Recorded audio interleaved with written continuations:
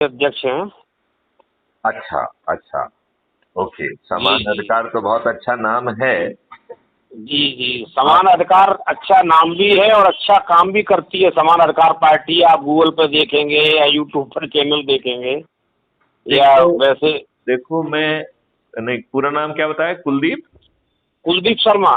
कुलदीप शर्मा। कुलदीप शर्मा जी, जी। वर्तमान व्यवस्था में हम अच्छा काम कर ही नहीं सकते। जानते कारण क्या है? हम्म। क्योंकि जो हमें इकोसिस्टम दिया गया है, वो इकोसिस्टम दुष्टता भरा हुआ है। आप बात समझ रहे हो ना? देखिए, हम्म। मुझे जानकारी नहीं है कि आप इस बात को किस हद तक महसूस कर पा रहे हैं, लेकिन यदि हम्म। आप महसूस नहीं भी कर रहे हैं तो सत्य रहेगा, राइट? उसको बदलने वाला नहीं है। यस आज यस। की आज की स्थिति ये है कि डरे हुए अंग्रेजों से हमारे दुष्ट राजनेताओं ने अंग्रेजों की शर्तों पर सत्ता का हस्तांतरण स्वीकार किया बिल्कुल। और 1857 की क्रांति को कुचलने के लिए जो दुष्टतापूर्वक नियम कानून और प्रशासनिक व्यवस्था बनाई गई थी, जिसमें काफी लोगों को जो है फांसी के फंदे पर बिना किसी जुर्म के चढ़ा दिया गया था, वही शोषण वाली व्यवस्था हमारे इन दुष्ट राजनेताओं ने स्वतंत्रता के बाद 75 वर्ष के बाद भी थोप के रखी है। बिल्कुल। सुधार के नाम पर जो अमेंडमेंट किए गए हैं, तो मुट्ठी भर अंग्रेजों को के माध्यम से इस देश का शोषण करने वाली व्यवस्था को और अधिक अधिकारों से सुसज्जित कर दिया। बिल्कुल। बिल्कुल। तो मेरा मानना यह है कि आज हम अंग्रेजों के समय से भी बड़े गुलाम हैं और छद्म रूप से जो है डेमोक्रेसी की हत्या कर दी गई है। आज जो है, देखिए, आप ध्यान से देखिए, जो पार्टियां बड़ी हैं, जो कि इस देश की सत्ता में बैठी हुई हैं, वो अच्छे लोगों को टिकट ही नहीं देती। अच्छा, दूसरी जो है, जो वो जीतती हैं, कुलदीप शर्मा जी, वो जी सत्तापूर्वक जीतते हैं, राइट? जी। देखिए, इतनी दुष्टता हो गई है सिस्टम में कि वो जो है सभी न्यूज चैनल्स, सभी अखबार इनकी जेब में है। अखबारों हम्म। में वही चीज छपती है जो ये चाहते हैं और जिस भाषा में चाहते हैं उस भाषा में छपती है। जी पहले जो राष्ट्रीय अखबार और जो रीजनल पेपर्स होते थे, उनकी भाषा और उसमें बड़ा फर्क होता था, लेकिन चूंकि जी। अब नियंत्रण पूरा कंप्लीट हो गया है, तो अब बाय एंड लार्ज कंटेंट सब जगह एक ही परोसा जा रहा है, राइट? फिर जी। सौभाग्य से जो है सोशल मीडिया आया, तो इन दुष्ट राजनेताओं ने सोशल मीडिया में जो लोग अपनी मेहनत से जिन्होंने मुकाम बना लिया, उन्होंने दुष्टतापूर्वक उन्हें अपने पेरोल पर ले आया है, राइट? तो अब आप हम्म। सोशल मीडिया में देखिए कि अधिकांश लोग किसी न किसी के तरफ से कुछ ना कुछ उनकी बीन बजा रहे हैं, और जो लोग कुछ स्वतंत्र अच्छे लोग हैं, उनको जो है प्रमोशन नहीं मिलता है, उनको जो है किसी न किसी तरीके से उनका कंटेंट जो है ज्यादा लोगों तक पहुंच ही नहीं पाता है, राइट? तो बिल्कुल। अब आप ये देखिए कि ये इतने दुष्ट हो गए हैं कि एक फर्जी सर्वे पैसे देके किसी कंपनी से कराते हैं और एक इंप्रेशन क्रिएट करके उस सर्वे को जमीन पर उतारने की कोशिश करते थे। पूरी तरह से काल्पनिक सर्वे, उसको जो है लोगों में इंप्रेशन क्रिएट करके उसके आधार पर जो है वो जीतने का षड्यंत्र रचते हैं। और हम तो ये, और ये है ना, ये लोग पैसा बांट रहे हैं, फ्री भी बांट रहे हैं, दारू बांट रहे हैं, साड़ी बांट रहे हैं, और इवन जो आम सभाएं हो रही हैं उसके लिए 500 रुपए देते हैं, गाड़ियां भेजते हैं, लंच डिनर की व्यवस्था करते हैं। तो आम सभाएं भी किसी नेता को सुनने नहीं आती हैं, वो खरीदी हुई भीड़ होती है कि नहीं होती है? बिल्कुल। तो कुलदीप जी, ये बताइए मुझे, जो इस तरीके से खरीदी हुई भीड़ है, ये किसका भला कर रही है? किसी का भला नहीं कर रही है। अब चलो ये मान लें कि भाई डेमोक्रेसी है, सो कॉल्ड डेमोक्रेसी, उसमें जिस किसी को भी वोट दिया हो, चाहे आपने किसी भी आधार पर क्यों ना दिया हो, अल्टीमेटली आपके वोट से जीता हुआ आदमी कहलाया कि नहीं कहलाया? वोट तो आपका ही कहलाया ना, चाहे आपने भ्रम में दे दिया हो, चाहे फ्रीबी के कारण दिया हो, चाहे दारू के कारण दिया हो, चाहे इंप्रेशन के कारण दिया हो, जो भी हो वो आपके वोट से जीता हुआ व्यक्ति है कि नहीं है कुलदीप जी? जी बिल्कुल सुन रहा हुआ, ध्यान से सुन रहा हूँ आपकी बात को। नहीं, आप मुझे बताइए वो आपके द्वारा आपके बिल्कुल, वोट से जीता हुआ बिल्कुल, प्राणी है कि नहीं है? जीता हुआ व्यक्ति है। अच्छा, और वैधानिक है, संवैधानिक है। नहीं, ये कोई संवैधानिक तो फालतू की बातें हैं। देखिए, मैं आपको दूसरे ढंग से कहना चाहता हूँ, वो जीता हुआ व्यक्ति इन राजनीतिक पार्टियों का बंधुआ मजदूर है। वो पार्टी विप से बना हुआ मजबूर प्राणी है।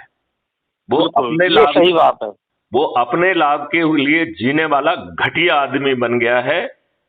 और वो जो चूंकि चुनावों में उसने बहुत पैसा खर्च किया है, तो उसका पूरा सोच और चिंतन मूर्ख बना के भ्रष्टाचार करके कैसे अपने पैसे को दोबारा ले ले वो, और उसको अपने बच्चों के लिए भी धन पैदा कर दे। इसके अलावा राष्ट्र हित में किसी भी राजनेता की किसी की सोच नहीं है। अन्यथा मुझे कुलदीप जी एक छोटी सी बात बताइए, 75 सालों के बाद अंग्रेजों ने वह नियम कानून जो कि भारतीयों को उत्पीड़ित करने के लिए, कुचलने के लिए, अपमानित करने के लिए, शोषित करने के लिए बनाए थे, और न्याय का ढकोसला करते हुए न्याय ना मिले, न्याय की आशा में आप बिक जाएं, आपकी संपत्ति बिक जाए, ये नियम कानून आपके ऊपर 75 साल के बाद क्यों थुपे हुए हैं?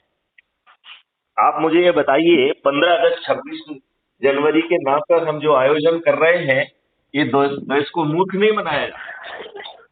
आप मुझे बताइए, आपको स्वतंत्रता कहाँ मिली है जब आपका इकोसिस्टम वही है, नियम कानून वही है, और इन दुष्ट राजनेताओं ने उनको अमेंड करके जो लाटसाबी व्यवस्था है उसको और अधिक पावर दे दिए है। पुलिस को चलो उन चीजों को छोड़ दें एक मिनट के लिए, वो तो जो है ही। आप ये देखिए कि आपका एक बिजली का बिल गलत आ जाता है, आप सिर पटकते रहते हैं, आपको मजबूरन उसे पे करना पड़ता है। आपके पास कोई विकल्प ही नहीं है, आप एक बड़े गुलाम हैं। और कब आपके विरुद्ध कोई घटिया सा ऑफेंस कायम करके आपको प्रताड़ित व्यवस्था कर दे, इस बात का कोई भरोसा नहीं है कि नहीं है? बिल्कुल। तो इस बात को हमको मानना पड़ेगा कि वर्तमान सिस्टम में जो इतनी सारी पार्टियां हैं, बहुत अच्छे लोग हैं, अच्छे चिंतन और सोच के हैं, वो कुछ नहीं कर सकते हैं जब तक कि हम इन आज की व्यवस्था, राक्षसी व्यवस्था जिसको कहें, उसका जो जान एक तोते में है और उस तोते का नाम राजनेता है। जब तक वर्तमान के इन घटिया राजनेताओं को, जो कि अनपढ़, गवार और दुष्चरित्र भी हैं और अपराधी भी हैं, जब तक इन्हें पराजित करके नई व्यवस्था स्थापित नहीं की जाएगी कुलदीप जी, तब तक हम इतनी सारी पार्टियों का एग्जिस्टेंस किसी मायने का नहीं है। तो कुलदीप जी मुझे ये बताइए, आप कितने वर्ष से आपकी जो है समान अधिकार पार्टी काम कर रही है? कब रजिस्टर हुई थी? मेरा नाम कुलदीप शर्मा है और मैं आगरा मेरा निवास है, घर है यहाँ। जी। और समान अधिकार पार्टी 2016 में रजिस्टर्ड हुई भारत निर्वाचन आयोग से। ओके। और मैंने 2 इलेक्शन लड़ाए हैं, इस बीच में 2 साल चले गए कोविड के। कोरोना जब आया तो 2 साल तक धरना प्रदर्शन आंदोलन सब बंद रहे, ठीक है। हाँ। और 2 साल उसमें निकल गए, लेकिन फिर भी मैंने 2 इलेक्शन लड़ाए हैं। नगर निगम यूपी का चुनाव लड़ाया मैंने, मेयर का चुनाव लड़ाया था। उस समय हमने आम आदमी पार्टी और लोकदल जो अजीत सिंह की पार्टी है, इनसे ज्यादा वोट लिया था। वाह, बहुत सुंदर। और दूसरी बात, फिर हमने कोविड के बाद फिर खड़े हुए जी, क्योंकि हम बहुत बड़े पूंजीपति नहीं है, बहुत बड़े उद्योगपति नहीं है, एक मतलब जनता के बीच में रहने वाले व्यक्ति रहे हैं हम जी। तो मैंने दोबारा से फिर विधानसभा चुनाव लड़ाया। तो जहाँ मैंने लड़ाया अभी इस विधानसभा में भी मैंने 22 के विधानसभा में मैंने आम आदमी पार्टी को अपने से आगे नहीं निकलने दिया। और रही बात जीतने हारने की, रही बात जीतने हारने की, तो 2022 का चुनाव यूपी का ऐसा गया है कि 4 बार की मुख्यमंत्री मायावती को भी एक सीट मिली है, केवल एक सीट। 403 में से एक सीट बसपा पाई है, 2 सीट कांग्रेस पाई है ना। जी जी जी। तो जहां ऐसे दलों को जो एक एक सीट के लाले पड़ गए, तो हम कहाँ जीतते, है ना। सारी सीट बीजेपी जीती है, बकाया 125 सीट करीब सपा की आई थी। तो हम इलेक्शन नहीं जीते, लेकिन हमारी टीम है मथुरा से लेके सुनो आपकी मैंने बात ध्यान से सुनिए, आप थोड़ा सुनिए। मथुरा यूपी मथुरा से शुरू होता है, हरियाणा के बाद मथुरा से लेके गोरखपुर तक योगी के गढ़ में हमने प्रेस किया, आंदोलन किया है। मथुरा से लेकर गोरखपुर तक हमारा संगठन है, चाहे हर जगह में 5 लोग मिले चाहे 10 मिले, लेकिन मेरा अध्यक्ष है, मेरी टीम है। Okay okay. और मैं जो है कॉलेज टाइम से भी आगरा कॉलेज से मैंने लॉ की पढ़ाई की है, आगरा कॉलेज से वकालत की है।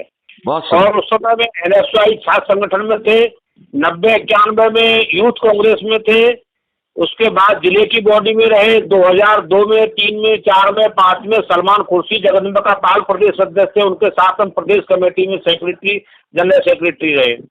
2010 में ऑल इंडिया कांग्रेस कमेटी का हम प्रतिनिधित्व करते थे।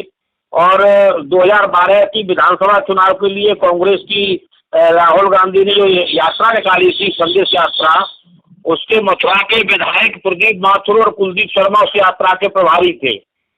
तो 2012 के चुनाव की तैयारी के लिए, विधानसभा की तैयारी के लिए 2010 में जो यात्रा निकाली कांग्रेस संदेश यात्रा केंद्र सरकार की, उसके प्रभारी होना एक अपने आप में एक महत्व रखता है। तो उस यात्रा के हम और प्रदीप माथुर मथुरा के विधायक जी दोनों इंचार्ज थे। और उसी की रिपोर्ट पर मेरा विवाद शुरू हुआ कांग्रेस में, और वहीं से एक नींद पड़ गई।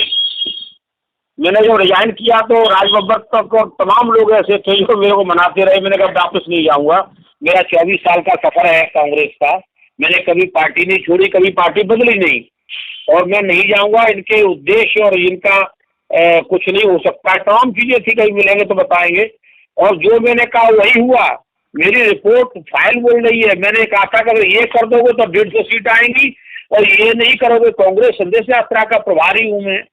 मैंने रिपोर्ट बनाई, प्रदीप माथुर जी बोले आप इसको बनाओ, ऐसे करते हैं साथ में। तो हमने जो देखा वो लिखा, और उन्होंने मेरी बात नहीं मानी तो जो है समिट गए 17-20 पर।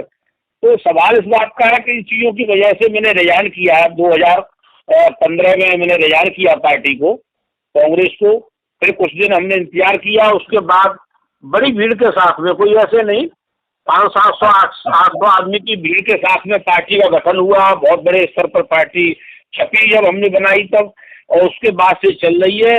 लेकिन अब तमाम चीजें, जो तो मेरा अपना बैक बताया है, आपके बारे में तो मुझे इतना ही नहीं पता है।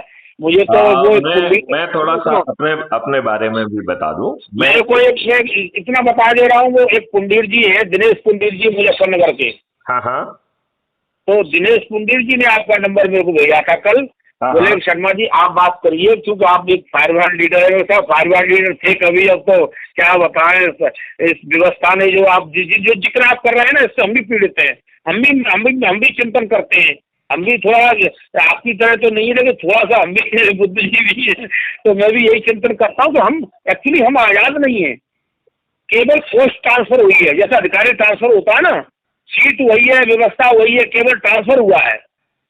ट्रांसफर भी दुष्टता के साथ हुआ। देखिए मैं इसलिए दुष्टता कह रहा हूं कि जो इस देश का विभाजन है, जो फैक्ट्स जनता को बताए गए वो झूठे हैं। आपको ये जान के ताज्जुब होगा कि आपको ये बताया गया कि साहब जिन्ना अड़ गया, ये सही नहीं है।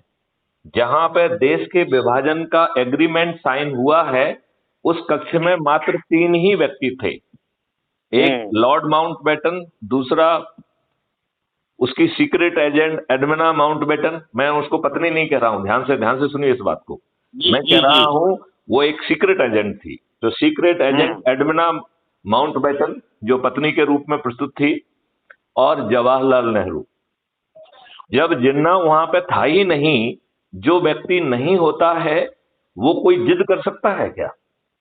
मैं आपसे पूछता हूँ, यदि जिन्ना उस कक्ष में ही नहीं था तो जिन्ना को के ऊपर कोई बात डाली जा सकती है क्या? नहीं डाली जा सकती है। बिल्कुल नहीं डाल दिया। तो ये डॉक्यूमेंट जो देश के विभाजन का है, ये लॉर्ड माउंटबेटन और एडमिना माउंटबेटन ने तैयार किया था और इसे जवाहरलाल नेहरू को शिमला में कहा गया कि आप इसे हस्ताक्षरित करिए। तो जवाहरलाल नेहरू ने कहा कि मेरे पास अथॉरिटी ही नहीं है इस पर साइन करने की, क्योंकि इसे मुझे वर्किंग कमेटी में पेश करना पड़ेगा। वर्किंग कमेटी जब इसे मान्य करेगी तब ही हम इस बात को मान्य कर सकते हैं, राइट। इस बात पर एडमिना ने कुछ बहुत आपत्तिजनक फोटो जवाहरलाल नेहरू के सामने फेंके। उन्होंने कहा, मिस्टर नेहरू, कल ये पब्लिश हो जाएंगे, your career will be finished. इसके बाद कुछ कहना नहीं पड़ा। नेहरू जी ने उठाया वो देश के विभाजन का डॉक्यूमेंट और उस पर हस्ताक्षर कर दिए। इस तरह हुआ देश का विभाजन। और देखिए कितनी बड़ी दुष्टता थी। ये इस देश का एक कोई भी दूध पीता बच्चा भी ये अनुमान लगा सकता था कि जिन परिस्थितियों में देश का विभाजन हुआ है वहां खून खराबा और कत्लेआम होगा। इस विभाजन के समय लोगों को अपनी संपत्ति छोड़ के भागना पड़ा। कटते पिटते लाशों के बीच में छिप के लोग बाग यहाँ पहुंच पाए और इस पूरी प्रक्रिया में 20 लाख से ज्यादा लोग मारे गए। इन दुष्ट राजनेताओं को बिल्कुल रहम नहीं आया। क्या उन्हें उनके दिमाग में एक मिनट के लिए भी ये चिंतन नहीं आया कि जब देश का विभाजन होगा तो कत्लेआम होगा, उसे रोकने के लिए कुछ एसओपीज, कुछ व्यवस्था, कुछ प्रोटोकॉल होना चाहिए थे कि नहीं होना चाहिए? पाकिस्तान के लोग जो इंडिया आते हैं उसके लिए एक रिटर्न कॉन्सेंट क्यों नहीं होना चाहिए थी कि उनकी संपत्ति बेचने का अधिकार उन्हें होगा और फिर वो यहाँ पे पहुंचेंगे, उसी से जो है ना यहाँ खरीद लेंगे। वो उन्हें जो है अपनी संपत्ति छोड़कर कटते पिटते यहाँ आना पड़ा। क्या ये उस समय के राजनेताओं की शुद्ध दुष्टता नहीं है? जी नहीं नहीं, सब कुछ नहीं है। तो सब चीजें आप जानते हैं, हम भी जानते हैं। नहीं जानते, नहीं जानते हैं। ये आपको नहीं मालूम होगा कि जो है ये देश का विभाजन एक शिमला में एक कमरे में तय हुआ जिसमें मात्र 3 लोग व्यक्ति थे। इसको बहुत कम लोग जानते हैं। हाँ, कम लोग जानते हैं, लेकिन चीजें कुछ कुछ पता है, कुछ नहीं पता है। हाँ। मैं ये कह रहा था, आप कुछ बताने वाले थे। मैं जरा दूसरी बात पे कह रहा हूँ। अब बताइए ये कितनी बड़ी दुष्टता है कि नेहरू स्वयं आर्टिकल 370 डालने की उसने कार्रवाई की। क्या मजबूरी थी कि जो है वो जो है आर्टिकल 370 डाला गया? क्या ये शुद्ध राजनीतिक दुष्टता नहीं थी? और जब जो है ये डॉक्टर आम्बेडकर के पास पहुंचे और डॉक्टर आम्बेडकर ने मिस्टर नेहरू से कहा, mister Nehru, I am not the traitor. क्या ये बहुत बड़ी गाली नहीं दी उसने नेहरू को, जिसका इनडायरेक्टली मतलब है कि Mister Nehru, you are bloody traitor. सही बात, मतलब यही निकला कि नहीं निकला? यदि आई एम नॉट ट्रेटर आप हमसे ये कह रहे हो तो इसका मतलब यही हुआ ना कि मैं आज आपसे कहूं कि mister Kuldeep Sharma, I am not the traitor, इसका मतलब है जो बात तुम कह रहे हो उससे तुम ट्रेटर हो। ये बात समझ आती है कि नहीं आती है? हाँ, बिल्कुल सही बात है। तो तब इन्होंने सरदार पटेल से कहा कि भैया हमारी बात कोई सुन नहीं रहा है, तुम इस आर्टिकल 370 को डलवाओ, और ये विदेश निकल गए। फिर सरदार पटेल ने कोशिश की। सरदार पटेल की बात भी कॉन्स्टिट्यूएंट असेंबली में लोग मानने के लिए तैयार नहीं थे। तब जो है सरदार पटेल ने लोगों को भरोसा दिलाया कि it is a temporary clause, और उस क्लॉज में ही ये बात लिखी गई कि इट इज टेम्पररी क्लॉज। लिखी गई कि नहीं लिखी गई? उस क्लॉज में आर्टिकल 370 में ही इस बात की व्यवस्था की गई कि इसे प्रेसिडेंट के नोटिफिकेशन से हटाया जा सकता है और केवल एक कंसल्टेशन, वो कंसल्टेशन भी बाइंडिंग नहीं, कंसल्टेशन कॉन्स्टिट्यूएंट असेंबली से करना होगा, राइट। अब यदि कोई कॉन्स्टिट्यूएंट असेंबली ही एग्जिस्टेंस में नहीं रही तो ये क्लॉज रिडंडेंट हो जाएगा कि नहीं हो जाएगा? यदि अब ये इन मुद्दों एक मिनट, इसको जरा मुझे कह लेने दो, ये बहुत इंपॉर्टेंट चीज है, इसको रिकॉर्ड पे आने दो क्योंकि हमारी जी ये वार्तालाप रिकॉर्ड हो रही है और क्राइम जी फ्री भारत पर पब्लिश होगी, तो ये जी कुलदीप शर्मा जी आपसे ज्यादा पब्लिक के कंजम्पशन के लिए है, ठीक है जी ना। जी जी जी तो जी बताइए। हाँ, तो मैं जो है ना इस बात को रिकॉर्ड पे लेना चाहता हूं कि जब मैं कुलदीप शर्मा जी से बात कर रहा था तो मैंने जी उनके संज्ञान में ये सब चीजें लाई। जी तो अब आप ये बताइए कि 75 साल तक इस दुष्ट कांग्रेस ने तो इस देश को मूर्ख बनाया कि ये सब एक क्लॉज हट ही नहीं सकता है, राइट। बिल्कुल। जबकि जो कंस्टिट्यूएंट असेंबली का जब एग्जिस्टेंस खत्म हो गया तो कंसल्टेशन का क्लॉज अपने आप में निर्मूल हो जाता है कि नहीं हो जाता है, बिल्कुल। तो रिडंडेंट हो गया। तो article 370 my just by mayor notification of president हटाया जा सकता था। और ये कश्मीरी और बाकी जो सेपरेटिस्ट ग्रुप हैं, इन्होंने ऐसा आभा मंडल कांग्रेस के षड्यंत्र के साथ रचा, लगा कि आर्टिकल 370 हटना लगभग नामुमकिन है, जबकि वो जो है 13 दिन की अटल बिहारी की सरकार भी हटा सकती थी। उसे केवल एक कैबिनेट का रेजोल्यूशन भेजना था जिसके आधार पर प्रेसिडेंट नोटिफिकेशन जारी कर देता। अब आप मुझे बताइए, आर्टिकल 35A बिना पार्लियामेंट में गए प्रेसिडेंट पर दबाव बनाकर प्रेसिडेंट के नोटिफिकेशन से उसे जारी किया गया। मैं आपसे पूछना चाहता हूं कि क्या देश के राष्ट्रपति को यह अधिकार है कि वो नोटिफिकेशन से कोई आर्टिकल संविधान में घुसेड़ दे? नहीं, पहले तो उसे पास कराना पड़ेगा ना पार्लियामेंट में। जब पार्लियामेंट में गई नहीं है आर्टिकल 35A, तो जब जो है जनवरी 2019 में इसे हटाया गया, तो सबसे पहले पार्लियामेंट को तो ये पूछना चाहिए था ना कि भैया ये अंदर कैसे आया, ये बताओ मुझे तो पहले। और जब ये अवैधानिक तरीके से आया तो ये बताइए मिस्टर कुलदीप शर्मा जी, यदि आपके घर में कोई चोर पीछे के रास्ते से घुसेगा तो आप उसे फूल मालाएं पहना के क्या फ्रंट दरवाजे से विदा करेंगे या डंडे मार के उसी क्षेत्र से बाहर करेंगे उसे? हाँ, उसी क्षेत्र से बाहर करेंगे, डंडे मार के, या फिर उसे पुलिस को देंगे, गिरफ्तार कराएंगे। बिल्कुल, लेकिन फूल माला पहना के उसको सादर विदा तो नहीं देंगे। तो आपको नहीं लगता है कि भाजपा ने आर्टिकल 35 को इज्जत के साथ जो विदा दी है वो इस देश के साथ गुस्ताखी की है? उसे इस अवसर का उपयोग करना चाहिए था कांग्रेस की असंवैधानिक सोच की निंदा, जवाहरलाल नेहरू की भर्त्सना करना चाहिए थी कि नहीं करना चाहिए थी? बिल्कुल करनी चाहिए थी, बिल्कुल करनी चाहिए थी। आप बताइए इस देश के साथ कितनी बड़ी दुष्टता है कि अच्छा, ये भी इंप्रेशन क्रिएट किया गया कि जम्मू एंड कश्मीर का जो है एग्रीमेंट अलग था। ये भी दुष्टतापूर्ण प्रचार है।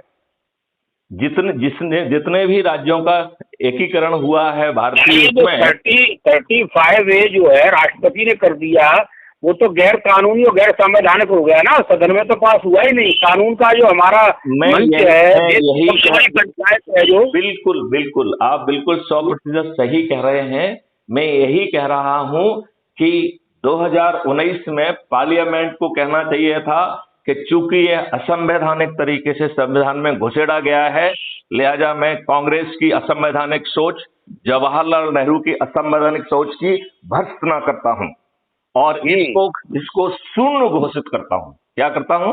शून्य घोषित करता हूं। बिल्कुल, नल एंड वॉइड, राइट। तो उससे आप ये सोचेंगे कि हटाने में और नल एंड वॉइड में क्या फर्क है? बहुत फर्क है।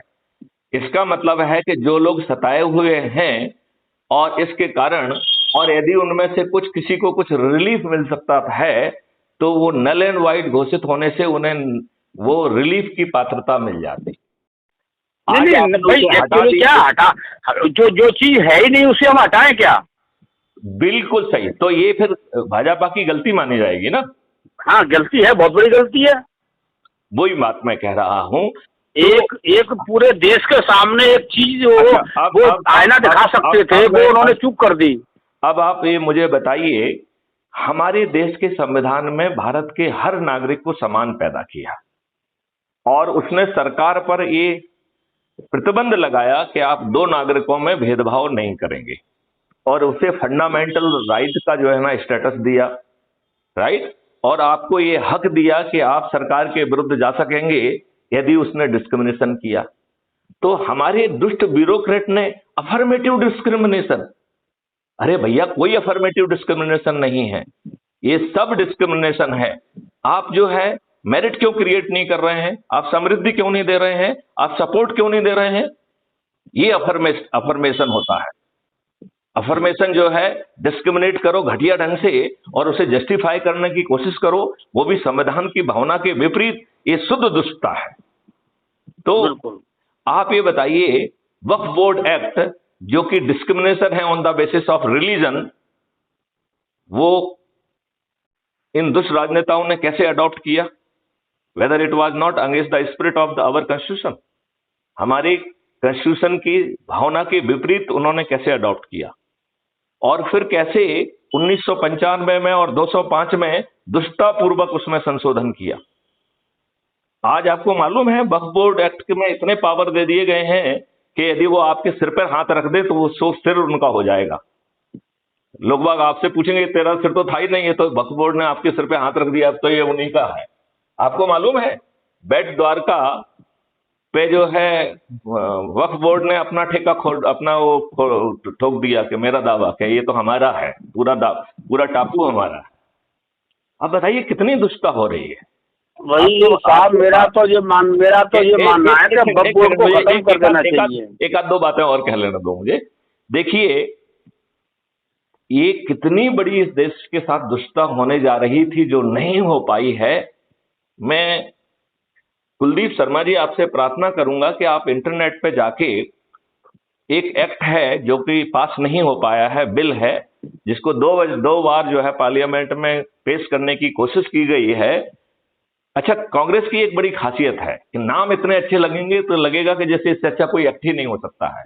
तो कॉमनल वायलेंस प्रिवेंशन एक्ट है, इतना दुष्टतापूर्ण एक्ट है, उसे आप यदि पढ़ लोगे तो कुलदीप शर्मा जी आपको इतना गुस्सा आएगा कि आपको लगेगा कि किस सातिर घटिया दिमाग ने ऐसे घटिया एक्ट के बारे में सोचा। आपको मालूम है उसमें इतने प्रजम्पशन है कि कुलदीप शर्मा जी यदि आप उस जगह के आसपास घूम रहे होंगे, आपके हाथ में ना कुछ है ना कुछ है, यू विल बी प्रिज्यूम्ड कि आप अपराधी हैं। जिस गाड़ी में बैठ के आएंगे ना उसमें कोई असला है ना कुछ है, ना आपने कुछ किया, वो गाड़ी जब्त कर ली जाएगी, उसका ड्राइवर भी गिरफ्तार हो जाएगा। कौन से कानून में जा रहे थे आप? आप अपने देश में जिंदा रहने की स्थिति में नहीं रहते। कितनी घटिया ये कांग्रेस है और कितनी घटिया भाजपा है, कितनी घटिया भाजपा है। उसने बताओ इतने मौके मिलने के बाद संविधान के विपरीत बनाए गए नियम कानूनों में से किसी भी नियम कानून को रिपील किया क्या? जो worship places act M Narasimha Rao ji की जो है, नरसिम्हा राव जी की लूली लंगड़ी कॉलिशन सरकार ने बनाया था, जिसमें भारतीयों से सेक्शन 4 के तहत न्याय की भीख मांगने का हक छुड़ा लिया। मेरे मांग से जो है ऐसा कोई कानून भारत के संविधान के अनुसार बनाया ही नहीं जा सकता है जिसमें भारत के नागरिक को कानून की रिड्रेसल से वंचित कर दिया जाए। तो वर्शिप प्लेसेस एक्ट एक 8 सेक्शन का दुबला पतला 1.5 पेज का एक्ट है और वो असंवैधानिक है। वो आपकी अधिक जो ना सभी प्रॉब्लम की जड़ भी वही है। जब इनसे पूछा गया नरेंद्र मोदी जी से कि आप इसको हटाएंगे तो उन्होंने कहा नहीं, हम बिल्कुल नहीं हटाएंगे। तो मैं पूछता हूं माननीय नरेंद्र मोदी जी से, आपका ये कथन कि मैं वर्शिप प्लेसेस एक्ट को नहीं हटाऊंगा, क्या इस देश के साथ दुष्टता नहीं है? मेरा मानना है ये दुष्टता है, शुद्ध दुष्टता है। अदरवाइज ये एक्ट असंवैधानिक है। इसे तो असंवैधानिक होने के कारण हटना ही चाहिए। अब आप ये बताइए, उस समय ढेर सारे आक्रमणकारी आए और उन्होंने एक परपाटी बना ली कि वो भारत में आएंगे, हत्याएं करेंगे, महिलाओं का बलात्कार करेंगे, महिलाओं को 2-2 दीनारों में बेचेंगे, उसके स्तूप लगाएंगे जो आज भी विद्यमान हैं। और आपके वास्तुकला के उत्कृष्ट उदाहरण जो उस समय के टेंपल थे उनको तोड़ेंगे और उसी के मलबे से घटिया इमारत वहां खड़ा कर देंगे। आप मुझे बताइए, यदि हम उस समय सक्षम होते तो ये कर पाते क्या? नहीं कर पाते, नहीं कर पाते। तो आज जब हम स्वतंत्र हो गए हैं और मुसलमान भाइयों को उनका एक पूरा देश दे दिया है, तो हमारे मुसलमान भाइयों को उन दुष्ट आक्रमणकारियों से अपने आप को आइडेंटिफाई करना उनकी दुष्टता नहीं है क्या? बिल्कुल। आपने जिन परिस्थितियों में आपके माँ बाप को, आपके पुरखों को मजबूर करके इस्लाम स्वीकार करने के लिए विवश किया, आप उसे बिल्कुल मानिए और आर्टिकल 25 में आपको उसे मानने का भी और प्रचार करने का हक भी है। लेकिन आप ये नहीं कह सकते हैं कि मेरा धर्म मानो नहीं तो तुम काफिर हो, मैं तुम्हारा सिर धड़ से जुदा कर दूंगा और मुझे जन्नत भी मिलेगी और 72 हूरें भी मिलेंगी। ये संविधान के आर्टिकल 25 का उल्लंघन है। ये दुष्ट राजनेताओं ने ये सब घटियापन इस देश में हो जाने दिया चंद्र वोटों के लिए, और ये स्वयं इतने दुष्ट हैं कि अच्छे लोगों को टिकट नहीं देते हैं, दुष्टता को लगातार बढ़ाते जा रहे हैं। आपको कुलदीप शर्मा जी ये मालूम है क्या कि 3 PIL लगाई गई थी और उनका मजनून ये था कि जब इस देश में चपरासी बनने के लिए साक्षर और सचरित्र होना जरूरी है, और यदि चपरासी का सिलेक्शन होने के बाद पुलिस ने कोई नेगेटिव रिपोर्ट दी तो आपका सिलेक्शन के बावजूद भी आपको जो है नौकरी नहीं मिलेगी। यही नियम है कि नहीं है? बिल्कुल है। तो PIL में ये कहा गया कि जब चपरासी जैसे छोटे पद के लिए ये सब है, तो ये हमारे राजनेता जो कि कानून के निर्माता तो थे ही थे, अब हमारे भाग्य विधाता भी बन बैठे हैं। ये अनपढ़, गवार, बाहुबली, दुष्चरित्र और अपराधी क्यों? आपको कुलदीप शर्मा जी ताज्जुब होगा कि तीनों ही प्रकरणों में, तीनों ही PIL में माननीय सुप्रीम कोर्ट ने उसे ग्राह्य किया और उसमें जजमेंट दिया, और जजमेंट ये दिया कि हम आपकी बात से सहमत हैं। मैं भी पार्लियामेंट से अनुरोध करता हूं कि पीपुल्स रिप्रेजेंटेटिव एक्ट 1950-51 में एक लाइन का संशोधन कर दिया जाए कि आपराधिक रिकॉर्ड के व्यक्तियों को टिकट की पात्रता नहीं होगी। एक लाइन का छोटा सा संशोधन था कि नहीं था कुलदीप जी? छोटा सा संशोधन था कि नहीं था? वो संशोधन था और वो जरूरी संशोधन था। वो जरूरी संशोधन पिछले 8 साल में 3 बार सुप्रीम कोर्ट के कहने के बावजूद इन दुष्ट राजनेताओं ने वो संशोधन तो नहीं किया, लेकिन अपराधियों को टिकट देने की संख्या बढ़ा दी। आपकी जानकारी के लिए, जो अभी वर्तमान पार्लियामेंट है 2019 से 2024 वाला, ये उनके अपने डिक्लेरेशन के आधार पर 44% नेता जो है वो आपराधिक रिकॉर्ड के हैं। उनमें से 29% नेता जघन्य अपराध के अपराधी हैं। जघन्य, हत्या, डकैती, लूट, किडनैपिंग, ब्रिजभूषण जैसे दुष्ट लोग, राइट? अभी जो पिछले वर्ष उत्तर प्रदेश का चुनाव हुआ, जिसका भी आप भी अपने उसमें बता रहे थे कि आपने किस तरीके से संघर्ष किया, क्या क्या आपने जो ना कीर्तिमान स्थापित किए, वो जो आप बता रहे थे, उसमें 403 सदस्यों में से 205 सदस्य आपराधिक रिकॉर्ड के हैं, विच मेक्स इट 51%। मतलब 44% से अब ये 51% पे पहुंच गया। मतलब सुप्रीम कोर्ट का और सबका कहना ऐसी कम तैसी, राइट? और इस वर्ष जो 10 मई 2023 में कर्नाटका का चुनाव हुआ, ये संख्या बढ़ के 55% हो गई। क्या राजनेता ये नहीं कह रहे हैं कि हम दुष्ट हैं, महादुष्ट हैं, तुम्हारी ऐसी कम तैसी करके रखेंगे और दुष्टता के ऊपर दुष्टता करते जाएंगे? अभी जो है ना, आपको शायद जानकारी नहीं है, मैं आपको बता दूं, इन्होंने ये भी कहा है, कुछ अमेंडमेंट किया है कि साहब जो है शासकीय सेवक जब सेवानिवृत्त हो जाएंगे तब भी वो राजनीतिक गतिविधियों में भाग नहीं ले पाएंगे। कितने दुष्ट हैं कि हम अपराधी रहेंगे एक इतने बड़े सेवा काल का अनुभव के बाद, और इनको ये भी नहीं अच्छे ढंग से मालूम है कि उनका ये अमेंडमेंट, उनका ये आदेश असंवैधानिक है और ये कहीं पे टिकेगा भी नहीं, क्योंकि संविधान में लिखा हुआ है कि सेवा शर्तें अधिकारी के। देखो, मैंने कई बार भाषणों में कहा है, अपने बयानों में कहा है कि कांग्रेस और बीजेपी एक ही सिक्के के दो पहलू हैं। इधर फोटो उसका है, उधर फोटो उसका है। देश के लिए, समाज के लिए, जनता के लिए कोई नहीं सोच रहा है। दोनों में थोड़ा फर्क है, एक महादुष्ट है, दूसरा दुष्ट है।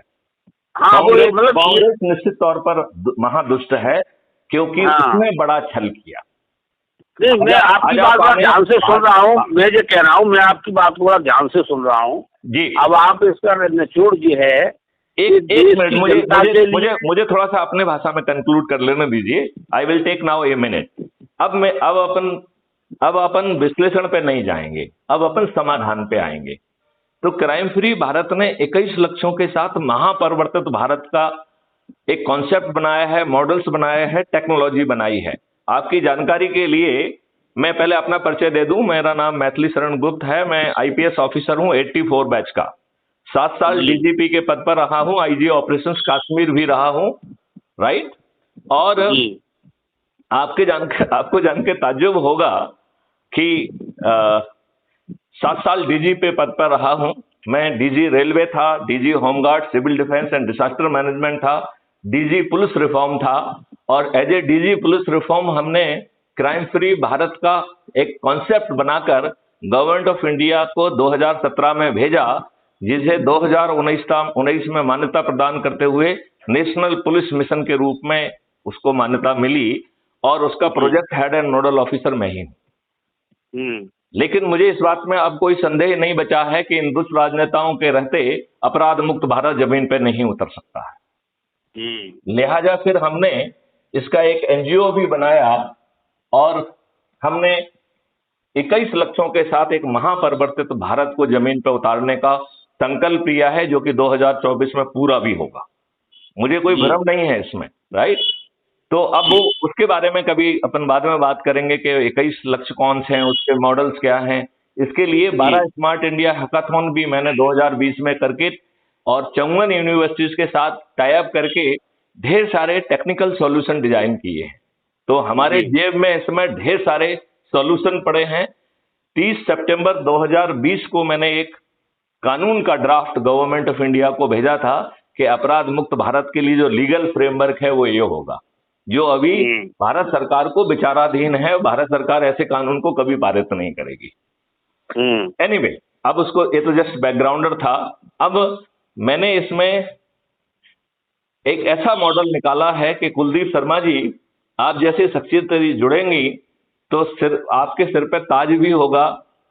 उत्तर प्रदेश के मुख्यमंत्री और भगवान ने चाहा तो देश के प्रधानमंत्री बनने का भी आपको अवसर है, वो भी पारदर्शी तरीके से, ठेकेदारी से नहीं, पारदर्शी तरीके से।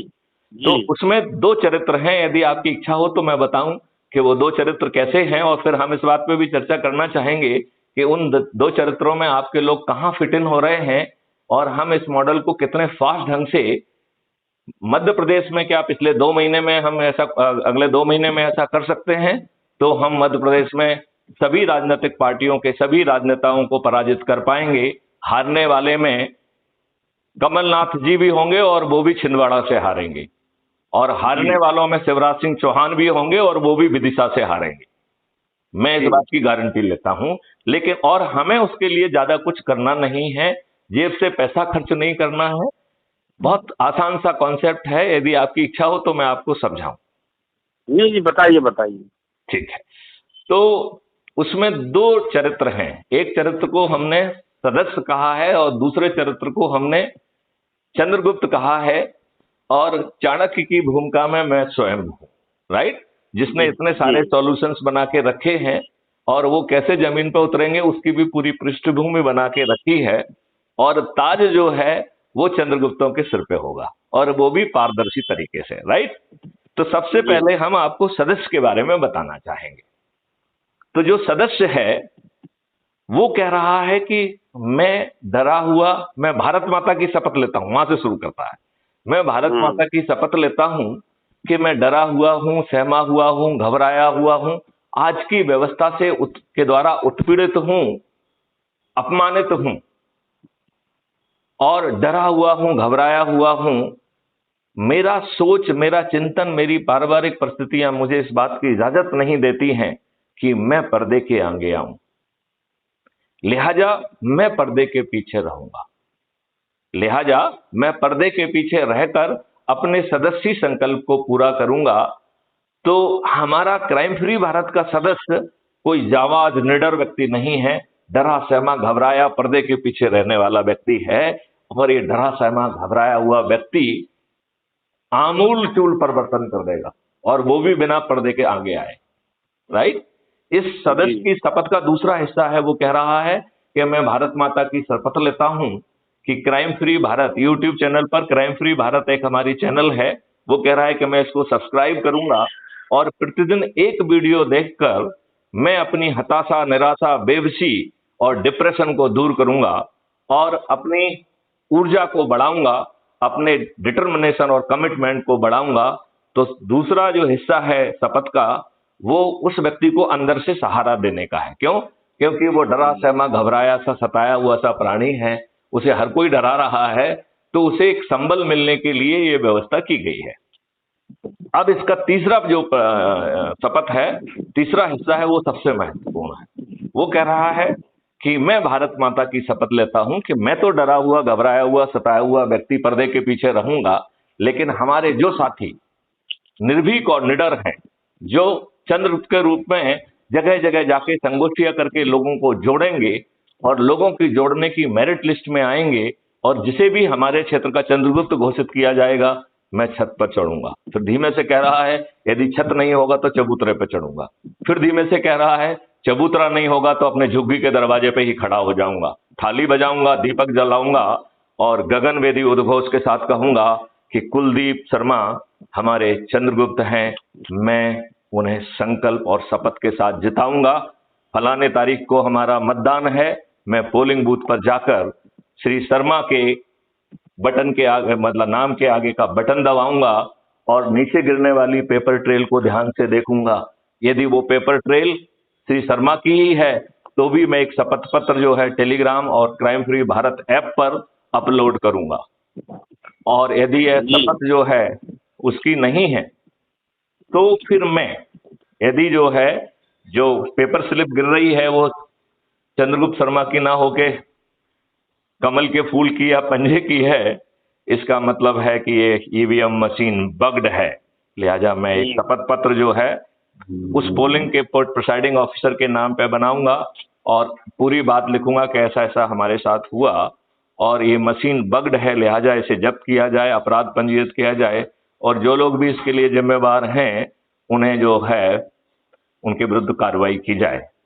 राइट। और इसको जो है क्राइम फ्री भारत के ऐप पर भी अपलोड करेंगे और टेलीग्राम से भी भेजेंगे, तो हमारे पास उसी समय पहुंच जाएगी।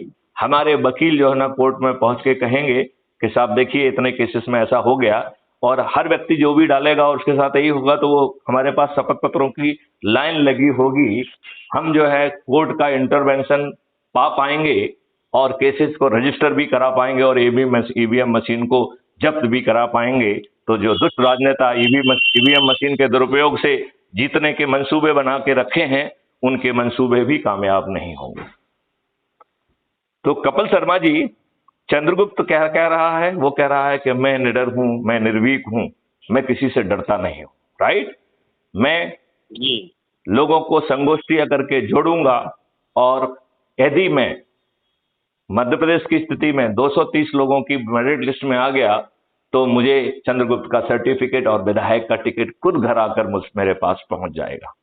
वो कह रहा है मैं लगातार संगोष्ठियां जारी रखूंगा और लोगों को जोड़ने की मेरिट लिस्ट में अपने स्थान को लगातार सुधारने का प्रयास करूंगा। यदि मैं नंबर 1 पे आ गया तो वर्तमान जो है मुख्यमंत्री शिवराज सिंह चौहान की जगह मैं मुख्यमंत्री की शपथ लूंगा।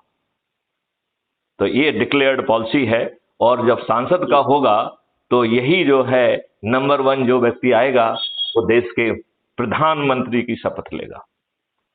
और भूमिका जो है मैथिली शरण गुप्त की है कि 21 लक्षों के सहित चंद्रगुप्त की जो है यदि दुष्टता भी रहेगी तो वो दुष्टता जो है ना नहीं निभा पाएंगे, क्योंकि मॉडल में ये व्यवस्था की गई है कि जो ऑलरेडी मॉडल्स बने हैं उन्हें पहले जो है सब्जेक्ट एक्सपर्ट के साथ पब्लिकली डेलिब्रेट किया जाएगा, लाइव डेलिब्रेट किया जाएगा, जिससे पब्लिक को वो जानकारियां मिल सकें। फिर 45 दिन में पब्लिक के साथ डिस्कोर्स होगा और उसमें जो सुझाव आएंगे उनको आत्मसात करके मॉडल में जोड़ा जाएगा। और फिर पार्लियामेंट और विधानसभा के बाहर चंद्रगुप्त, या जिसे आप नए चुने हुए विधायक या सांसद कह सकते हैं, मंत्री और मुख्यमंत्री और प्रधानमंत्री कह सकते हैं, उनसे चर्चा जो है पार्लियामेंट और विधानसभा के बाहर होगी और उनके जो कंसर्न है उसको भी उसमें डाला जाएगा और इसके बाद फुल ड्रेस रिहर्सल पार्लियामेंट और विधानसभा के बाहर होकर फाइनल शो जो है पार्लियामेंट में होगा। तब तक हमारे चंद्रगुप्त यदि वो विषय के अनाड़ी भी हैं तो उन्हें बहुत बारीकियां समझ में आ जाएंगी। जब वो पार्लियामेंट या विधानसभा में बहस करेंगे तो वो विश्व स्तरीय बहस होगी। तो ये 21 लक्ष्य को जमीन पे ना उतरने देना चंद्रगुप्त की भी औकात नहीं होगी। तो कुलदीप शर्मा जी, अब आपको मैंने पूरा बता दिया है। यदि आपके जेहन में कुछ प्रश्न आ रहे हैं तो उसे निसंकोच पूछिए। नहीं, हमने आपकी बात को बड़े ध्यान से सारे ही सुना है। वो एक चैप्टर अलग था, फिर आपने दोबारा ये आपने बताया, ये अलग मिशन, ये मिशन हो गया, और वो व्यवस्थाएं जो थी वो आपने बताई। बहुत अच्छा लगा मेरे को कि आपको बहुत अनुभव है, बहुत ज्ञान है, और आपकी आवाज़ भी एकदम रेडियो बेस है, मतलब जैसे है ना, तो दम है उसमें, कहने का मतलब बेस है, और बहुत बढ़िया है। समाज के लिए, देश के लिए आप जैसे लोगों की ज़रूरत है। तो आपने अपने बारे में बताया, तो मैं ये जानना चाह रहा था कि आपने कोई राजनीतिक पार्टी बनाई है मध्य प्रदेश में? यस, बनाई है, लेकिन वो जो है सामने आके कोई काम नहीं करेगी। उसका काम केवल इतना ही है कि मिशन में जो चंद्रगुप्त की मेरिट लिस्ट में आएंगे उनको जो है ना वो टिकट देगी, बस। वो ना चुनाव प्रचार करेगी ना कुछ करेगी, क्योंकि हमें एक पार्टी चाहिए। हम कह रहे हैं कि चंद्रगुप्त को घर पहुंचे टिकट पहुंच जाएगा, तो कौन देगा? इसके लिए पार्टी का गठन किया गया है। नहीं, मैं ये कह रहा हूँ, मैं तो सिर्फ इतना कह रहा हूँ, आपकी पार्टी है मध्य प्रदेश में, कब बनाई थी आपने? मैंने तो अभी 1 महीने पहले बनाई। अच्छा, राजनीतिक पार्टी? हाँ, उसको हम बहुत प्रचारित भी नहीं कर रहे हैं। क्यों? नहीं, नाम है उसका श्रेष्ठ आत्मनिर्भर भारत पार्टी। श्रेष्ठ आत्मनिर्भर भारत पार्टी, सब पार्टी। श्रेष्ठ से एस, आत्मनिर्भर से ए, भारत से बी, सब पार्टी। नाम श्रेष्ठ आत्मनिर्भर भारत पार्टी। लेकिन उस पार्टी का नाम याद करने के लिए जरूरत नहीं है, क्योंकि मिशन आगे है पार्टी का। पार्टी का कोई, अच्छा देखिए, एक हमने और कंसेशन किया है। जैसे अज्यूम करिए आप जुड़े, राइट, और आपने चंद्रगुप्त या सदस्य की शपथ ली, और अज्यूम करिए कि आपके 20 लोग जो है वो चंद्रगुप्त की मेरिट लिस्ट में आ गए। तो यदि आप कहेंगे और आपकी पार्टी यदि मिशन से एक अग्रीमेंट करेगी, तो आपका व्यक्ति आपकी जो है ना पार्टी के टिकट से भी लड़ पाएगा, क्योंकि हमें पार्टी महत्वपूर्ण ही नहीं है, राइट? आप बात समझ रहे हैं ना? नहीं, हम तो आपकी बात को देखो, मैं काफी समझ गया हूँ। हम ये जानना चाह रहे हैं कि आपने राजनीतिक दल का भी गठन किया है जी। आपकी party election commission of India से रजिस्टर्ड है या वहाँ पर राज्य स्तरीय है? नहीं, इलेक्शन कमीशन ऑफ इंडिया से। अच्छा, अब आपने दल बना दिया और आप एक बहुत बड़े अधिकारी भी रहे, तो अब मध्य प्रदेश का चुनाव आपकी पार्टी लड़ रही है, आप लड़ा रहे हैं कि नहीं लड़ा रहे? 100%। ये चंद्रगुप्तों के रजिस्ट्रेशन के ऊपर है। यदि जो है 230 नहीं, अब ऐसा ना, एक्चुअली क्या है, देखो हम लोग पॉलिटिकल बात कर रहे हैं। एक मिनट देखिए, पब्लिक जो है आज त्रस्त है। भाजपा जो है, हमारी आपकी बहुत 1.5 घंटे से ज्यादा की ये बातें हो गई। अब हम पॉलिटिकल बात कर रहे हैं, राजनीतिक बात कर लेना थोड़ी सी। बिल्कुल जोर से करिए। हम जो है 230 सीटों में लड़ेंगे, राइट? हाँ, वही मैं ये कह रहा हूँ, सभी 230 सीटों पर लड़ेंगे। मैं ये कह रहा हूँ जी, आपकी बात को मैंने सारा कुछ समझ लिया। आपको बहुत कुछ अनुभव है, जानकारी है जी। देश की स्थिति से आप भी जो है जानकार है और हम भी जानकार हैं। मैं तो इसलिए बात आपसे कर रहा हूँ कि मध्य प्रदेश में समान अधिकार पार्टी का संगठन नहीं है। कोई बात नहीं है ना, आपके हमारा वहाँ सुनो, देखिए, आप सुनते नहीं हो। एक देखो सुनो। अच्छा, हाँ, बताइए। आप बहुत बड़े अधिकारी रहे हैं, लेकिन राजनीति में क्या है कि जब आपको कोई सुनता है तो फिर आपको भी सुनना चाहिए। जरूर। मैं क्षमा चाहता हूँ। तो मेरा कहने का ये था कि हमारी पार्टी का संगठन यूपी, दिल्ली और पंजाब 3 प्रदेशों में समान अधिकार पार्टी है जी। मध्य प्रदेश में या अन्य प्रदेशों में नहीं है। मध्य प्रदेश में चुनाव आ रहा है, हमें पंडित जी ने आपका नंबर दिया था कि इनकी राजनीतिक दल है और डीजीपी से ये रिटायर्ड है, आप बात करिए, अच्छे लोग हैं और आपकी कहीं ना कहीं से बात होगी तो कुछ रास्ता निकलेगा, ठीक है ना जी। तो हमने आपसे बात की और आपकी बात को समझा। समान अधिकार पार्टी भी सेम इन्हीं उद्देश्यों पे चल रही है। आपके उद्देश्य हैं जो आपकी विचारधारा है, हमारी वही है कि अपराधियों को टिकट नहीं मिलना चाहिए। अपराधी विधानसभा में और लोकसभा में बैठेंगे तो भारत जो है अपराध मुक्त कैसे हो पाएगा। दूसरी बात जो आपने बंटवारे की कही कि आपके हिस्से का जब मिल गया वहाँ पे इन्हें किन परिस्थितियों में मिला, बंटवारा हुआ, उन लंबी बात पर नहीं जाएंगे, तो वो भी अपनी बात सही है और हम उसके समर्थक हैं आपकी बात के।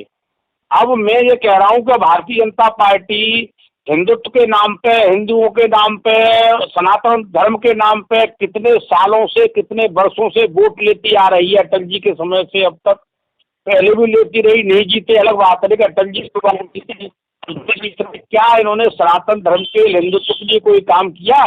बिल्कुल नहीं, 200% नहीं की। यदि राम मंदिर निर्माण हो रहा है तो आदरणीय माननीय सुप्रीम कोर्ट के आदेश से हो रहा है।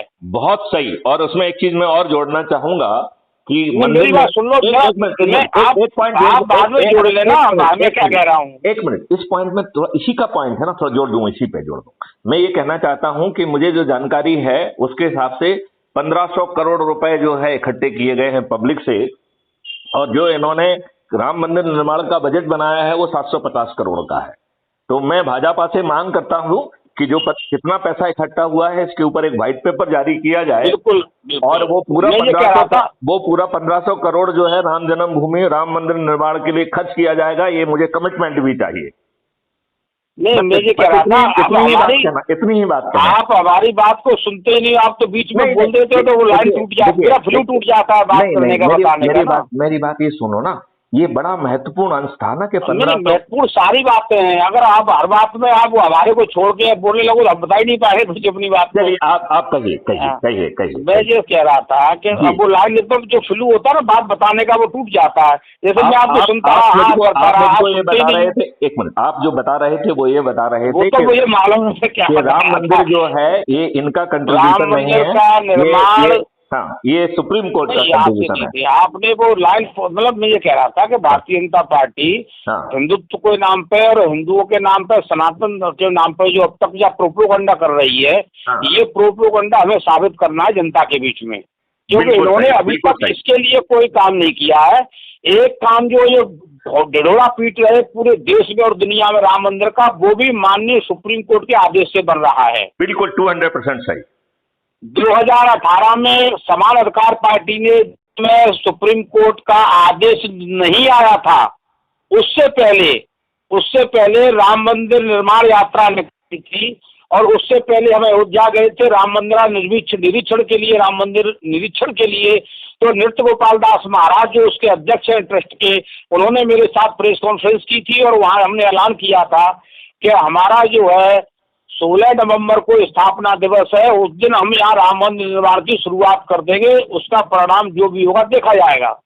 और हमने वही अनाउंस किया था राम मंदिर के गेट पे, पूरे हिंदुस्तान के चैनलों ने दिखाया था, ये कुलदीप शर्मा ने कहा है, मैंने कहा था कि मेरी राम मंदिर निर्माण यात्रा आगरा से निकलेगी और पूरे प्रदेश में घूमेगी और राम मंदिर निर्माण हम 16 नवंबर से करेंगे, ये हमने कह के आए थे। और जब हमने 2018 में वो राम मंदिर निर्माण यात्रा निकाली तो हमारा रथ रोका गया। यही बीजेपी के योगी मुख्यमंत्री थे 18 में, और यही हिंदुत्ववादी सरकार का ढोडोरा पीटने वाली सरकार थी, और हमको गिरफ्तार किया, हमारे कार्यकर्ताओं को गिरफ्तार किया, और हमारे भगवताचार्य और तमाम शास्त्री, तमाम आचार्य वृंदावन से आए थे, उनको दौड़ाया गया और उस यात्रा को इन्होंने रोक दिया, गिरफ्तारियां की।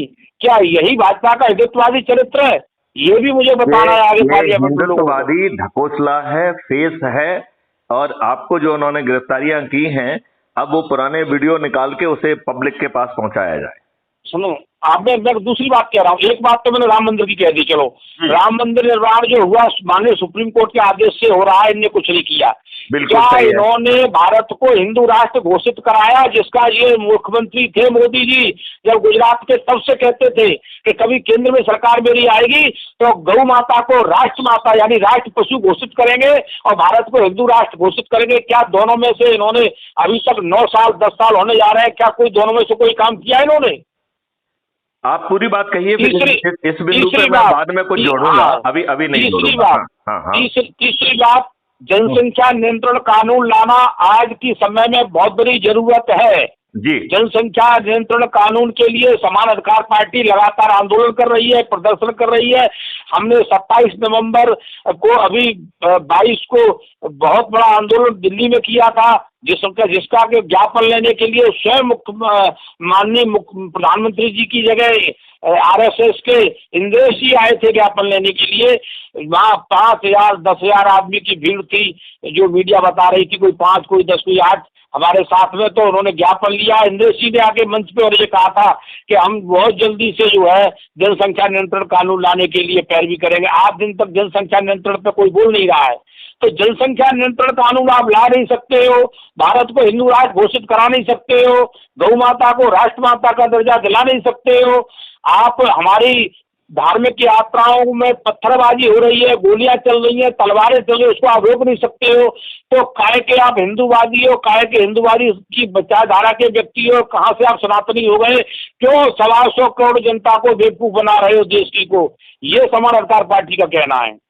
बहुत सुंदर कह रहे हैं आप। ये बताइए, क्या आप मध्य प्रदेश का दौरा करके इन बातों को वहां दोहराएंगे और लोगों को चंद्रगुप्त और सदस्य के रूप में आमंत्रित करेंगे तो चांद लग जाएंगे?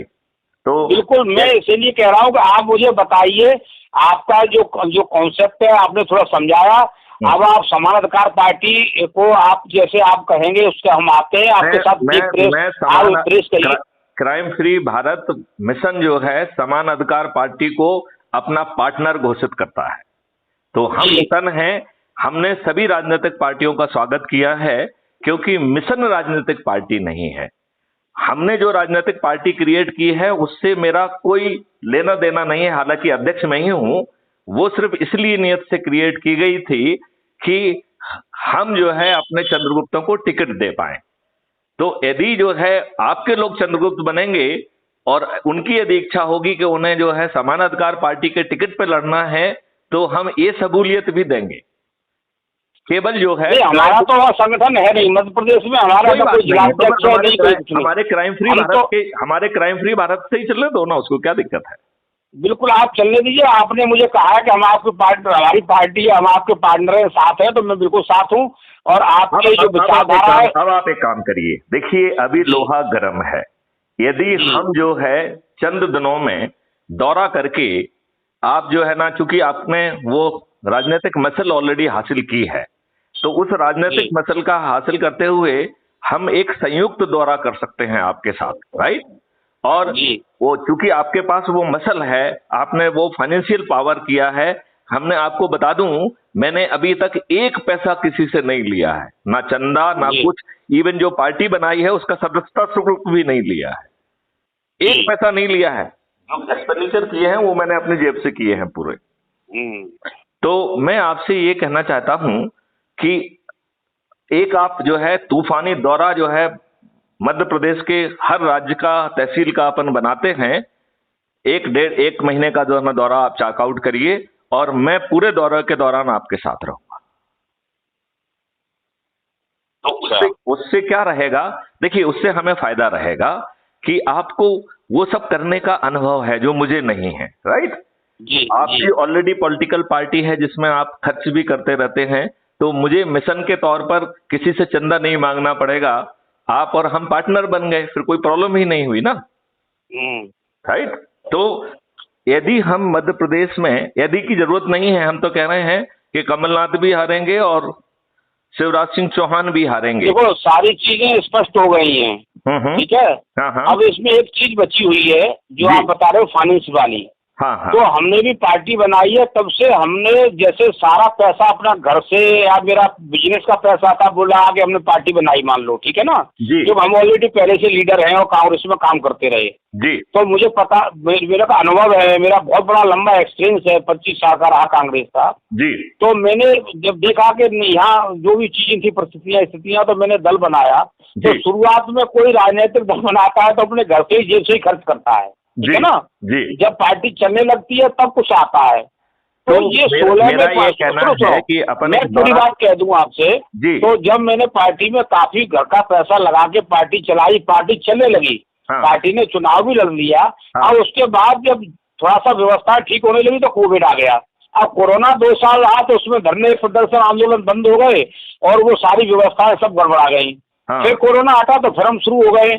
तो लेकिन हमारे पास भी कोई ऐसी अभी तक कोई हमारे साथ अमर सिंह या हम जैसे अरे हम ये कह रहे हैं, देखिए जो भी कह रहा खर्च हूं, आएगा, देखिए जो भी खर्च आएगा उसको अपन आधा आधा जो है ना कर नहीं लेंगे। नहीं, मैं आधा इसलिए नहीं करूंगा, कारण समझिए। नहीं नहीं दूसरी बात सुनो, मैं आधा, हाँ, जब जो है अपन आगे बढ़ेंगे उस समय जो है अप्रोप्रिएट टाइम पे, अभी मुझे लगता है कि हमें चंदा नहीं मांगना, राइट। नहीं नहीं, आप चंदा मत देखिए, आप चंदा मत मैं ये कह मांगिए। रहा हूं कि हम जो है डोनेशन मांगेंगे आज से 15 दिन बाद।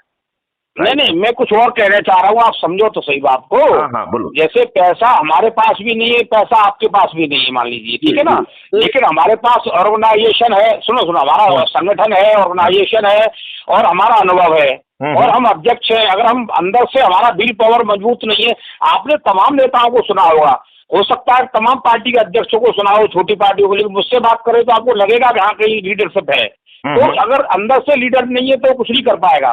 विल पावर मजबूत नहीं है तो कुछ नहीं कर पाएगा। और विल पावर मजबूत इंसानियत से होता है, ईमानदारी से होता है, चरित्र से होता है।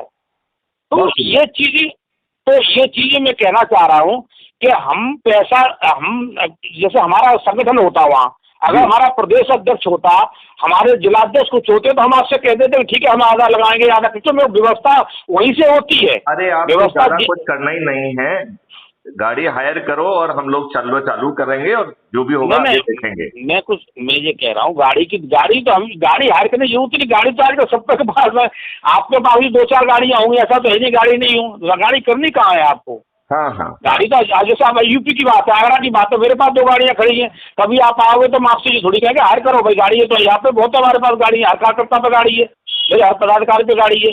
तो मेरा कहने का मतलब ये है कि मध्य प्रदेश में मैं एक लाइन में खत्म कर रहा हूँ बात को अपनी को, एक लाइन में खत्म कर रहा हूँ। अब मेरी बात ध्यान से सुनो, आप जो है 10 लोगों के साथ 10 गाड़ियों के साथ वहां से रवाना हो और एक चार्ट बनाओ, बाकी चीजें मैं सब देख लूंगा। नहीं, हम ये कह रहे हैं कि हम यहाँ से न तो 10 गाड़ी लाएंगे, न 1 गाड़ी लाएंगे, न कुछ लाएंगे। हमारी बात को आप समझिए, मुझे मध्य प्रदेश में चुनाव अपनी पार्टी को नहीं लड़ाना है, मेरा संगठन नहीं है। नहीं तो हमारा क्रांति भारत मिशन लड़ेगा ना, आप नहीं लड़िए ना। सुन तो लो, तो हमारे पार्टनर के बतौर आ रहे हैं। मैं क्या कह रहा हूँ, आपकी पार्टी क्राइम मिशन भारत है या आपका राजनीतिक दल है या जो भी है, वो चुनाव लड़ता है मध्य प्रदेश में, सभी सीटों पर चुनाव लड़ाइए, सब कुछ करिए। मेरा तो, मैं अपने शरीर से आपके साथ हूँ, मैं आपके साथ दौरा करूंगा, मैं आपके कार्यक्रमों में भाषण दूंगा, मैं आपके दल को जिताने के लिए पूरी ईमानदारी से काम करूंगा, ये कर सकता हूँ बस केवल। मैं यहाँ से भीड़ को लेके, सुनो, मैं यहाँ से भीड़ को लेके नहीं आऊंगा। एक मिनट, आपका स्वागत है। अब आप एक अपने हिसाब से टूर प्रोग्राम बनाइए, नहीं तो फिर मैं टूर प्रोग्राम बनाता हूँ। आप बनाइए, ये हमारा नवरात्रों समय आ रहा है, लेकिन अभी नवरात्रों तो हम छोड़ देंगे, उसमें कोई दिक्कत नहीं है, पूजा तो हर जगह हो जाती है, लेकिन ये पितृपक्ष के 7 दिन और बचे हुए हैं, ठीक है ना। तो 7 दिन के बाद जो है क्राइम फ्री 7 दिन में ऐसा है, हमारे पापा जी का निकलेगा करता हूँ, है ना। ठीक है, तो 7 दिन के बाद आप बनाइए और मैं रहूंगा। और जब मैं 1 राउंड के बाद जब आऊंगा लौट के, तो हो सकता है कि मेरे साथ पदाधिकारी 2-4 और भी आ जाएंगे, कुछ भोपाल के लोग बुला लूंगा मैं। मेरे पदाधिकारी नहीं बनाए, लेकिन जो लोग मेरे लोग हैं जगह जगह, उनको अभी मैं आपके साथ मिशन में मैं तो बड़ी सिंपल बात कह रहा हूँ, जो आपके लोग हैं उनके रिश्तेदार जो मध्य प्रदेश में होंगे उनको भी थतोल लेते हैं। थतोलने में क्या बुराई है? वो जब काम करेंगे, आगे बढ़ेंगे, तब वो रास्ता भी खुलेगा। पहले आप शुरुआत करिए। देखो, चुनाव आपकी पार्टी को लड़ना चलिए है, तो जो आपके है मिशन को लड़ना है। मैं जो है ग्वालियर से जो है इसका शुभारंभ करने की घोषणा करता हूँ। कहीं से करिए और आप प्रेस कॉन्फ्रेंस करिए, हम आएंगे, आपके साथ बैठेंगे और हम वहाँ ये कहेंगे कि इस मिशन के साथ, इस पार्टी के साथ हमारा अलायंस है, हमारी पार्टी इनको यहाँ पूरा सपोर्ट करेगी, चुनाव लड़ाएगी। फिर आप देख लेना कि आपकी कैसे, किसके टिकट पे कैसे, वो आपके ऊपर है, ठीक है ना। फिर पार्लियामेंट का रास्ता हमारा आपका खुलेगा, हमारा आपका रास्ता खुलेगा। 2024 में सभी राजनीतिक पार्टियों के सभी राजनेता पराजित होंगे। मैं गारंटी लेता हूं कि माननीय नरेंद्र मोदी जी भी हारेंगे। अच्छा, इतनी बड़ी बात केवल मैथिली शरण गुप्त ही कह सकते।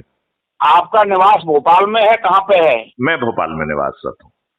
बस, तो अब हमें कुछ नहीं चाहिए, मैं सिंपल व्यक्ति हूँ, मेरा कोई ज्यादा नहीं है। अब आप मुझे वहाँ 15 दिन लगाइए, 1 महीना लगाइए, जितना आप चाहते हो मुझसे काम लीजिए। मैं पार्टी की, आपके लिए, पार्टी के लिए, आपके मिशन के पूरा काम करूंगा। आप वहाँ पे बस खाली मुझे कहाँ रहना है, कैसे करना, आप व्यवस्था वहाँ करनी। मैं प्लान करता हूँ, आप बस आप छोड़ दीजिए मेरे ऊपर। ठीक है, ठीक है, ठीक है। और जब बात करनी हो हमें आपको, तो 8 बजे के बाद, क्योंकि मैं बस निकलने वाला ही हूँ, तो काम से निकल रहा है मीटिंग में, तो शाम को 8 बजे के बाद फ्री होते हैं, तो आराम से बात कर लिया करेंगे। जो है अब अगली बात जो है लाइव कॉन्फ्रेंस में करेंगे। तो आज रात को जो है 9 बजे हम लोगों की जो है लाइव कॉन्फ्रेंस होगी, जो दुनिया देखेगी। बिल्कुल बिल्कुल होगी। और जो है ये मेरा कॉलिंग नंबर है, व्हाट्सअप नंबर मेरा दूसरा है, उस पर मैं आपको हेलो कर दूंगा या पार्टी का कुछ मैं भेज दूंगा अपना। बिल्कुल, चलिए 941। बहुत अच्छी बात हुई। और ये मैं आपको बता दूं, ये ईश्वरीय व्यवस्था के तहत बात हो रही है। अच्छा, हाँ, वो बात आपने ईश्वर का नाम ले दिया तो मैं भूल जाऊंगा फिर।